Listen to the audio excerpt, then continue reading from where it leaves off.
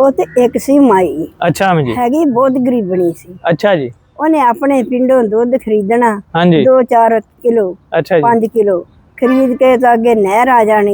हाँ जी। नहर दे बेड़ी चढ़न लगी ने 1 किलो पानी दा पा लेना विच। अच्छा। ते गां दे पिंड दुੱਧ कहना माई दा दुੱਧ बहुत खरा आया। अच्छा जी। ते दुੱਧ ਵੇਚਣਾ। अच्छा जी। ते ਜਿਹੜੇ किलो दे पैसे आ ना ਉਹਨੇ ਆਪਣੇ ਕੋਲ ਜਮਾ ਰੱਖ ਲੈਣੇ। अच्छा जी। ਏਦਾਂ ਹੀ ਹੁੰਦੀ ਰਹੀ, ਕਾਫੀ ਦੇਰ ਏਦਾਂ ਹੁੰਦੀ ਰਹੀ। हाँ जी। करदी ने ना ਉਹਨੇ ਪੈਸੇ ਕਾਫੀ ਜੋੜ ਲਏ। अच्छा जी। जिले जोड़ ले तो उन्हें क्या मैं अपना जेवर बनावा। हाँ जी। माई ने जेवर बनाया। अच्छा जी। जिले जेवर बनाया तो बड़े चाह नाल उन्होंने लोकी पुछदे आ कि बीबी ये जेवर कित्थों लिया। अच्छा जी। कहंदी मैं अपने मापियां दियों लिया। अच्छा जी। अच्छा मापे तेरे बड़े वीर होने आ। अच्छा जी। कहंदी औरतां नूं हुंदा अपने मापियां दी आपे मापियां दी सिफत करती के मापियां ने बना के दिता। हाँ, रात दी कमाई मेरे मापियां दी आई। अच्छा जी। माई ने कर दी फिर ना रात दी कमाई मेरे मापियां दी आई। अच्छा जी।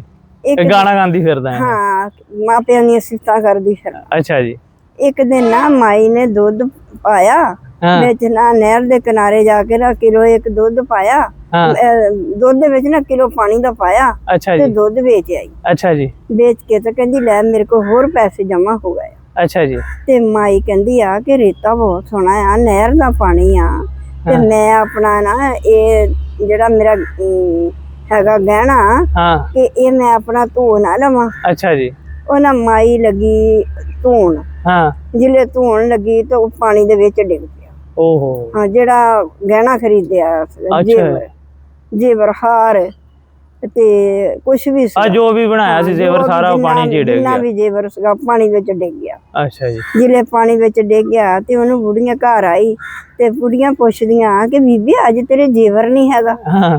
जेवर किथे गया। हाँ। कहंदी की पूछना। हाँ। दूध का दूध पानी का पानी। पानी का पानी कि वो दूध दी कमाई जिहड़ी सी मेरे कोल रह गई, जिहड़ा पानी सीगा वो पानी विच ਉਹ ਪਾਣੀ ਵਿੱਚ ਚਲਾ ਗਿਆ। ਯਾਨੀ ਕਿ ਉਹ ਦੁੱਧ ਜਿਹੜਾ ਵੇਚਦੀ ਸੀ ਉਹ ਅਲੱਗ ਪੈਸੇ ਰੱਖਦੀ ਸੀ, ਜਿਹੜਾ ਪਾਣੀ ਵੇਚਦੀ ਸੀ ਉਹਦਾ ਜ਼ੇਵਰ ਬਣਾ ਲਿਆ। अपना जेवर बना लिया ते कहना राते दी कमाई मेरे मापियां दी आई। बड़े चाह नाल पाई फिरना। ਤੇ अच्छा भी हुण ये मैं अपनियां बच्चियां नूं ये समझाउंदी आ ਜੀ ਅੰਮੀ ਜੀ। कि बेईमानी करो ना। ਇਹਨਾਂ ਕੋਲ ਸਾਨੂੰ ਇੰਨਾ ਮੁਨਾਫਾ ਹੋਇਆ। ਇਹ ਇਕੱਠਾ ਹੋ ਕੇ ਜਾਂਦਾ ਫੇ ਸਾਰਾ। ਆ ਜਿੰਨਾ ਮਰਜ਼ੀ ਬੇਈਮਾਨੀ ਨਾਲ ਜੋੜੀ ਜਾਓ, ਇਹ ਨਾ ਕਹੋ ਕਿ ਅਸੀਂ ਬੜਾ ਜੋੜ ਲਿਆ, ਇੱਕ ਵਕਤ ਆਣਾ ਸਾਰਾ ਇਕੱਠਾ ਹੀ ਹੋ ਕੇ ਰੁੜ ਜਾਣਾ ਹੈ। ਇਕੱਠਾ ਹੀ ਰੁੜ ਜਾਣਾ। ਤੇ ਇਮਾਨਦਾਰੀ ਦਾ ਕਮਾਓ, ਥੋੜਾ ਕਮਾਓ, ਅੱਲਾਹ ਤਾਲਾ ਬਰਕਤ ਦੇਵੇਗਾ। ਤੇ ਸਾਡੀ ਵੀਡੀਓ ਚੰਗੀ ਲੱਗੀ ਹੈ ਤੇ ਲਾਈਕ ਕਮੈਂਟ ਸ਼ੇਅਰ ਜ਼ਰੂਰ ਕਰਿਓ, ਦੁਆਵਾਂ 'ਚ ਯਾਦ ਰੱਖਿਓ। ਅੱਲਾਹ ਹਾਫਿਜ਼।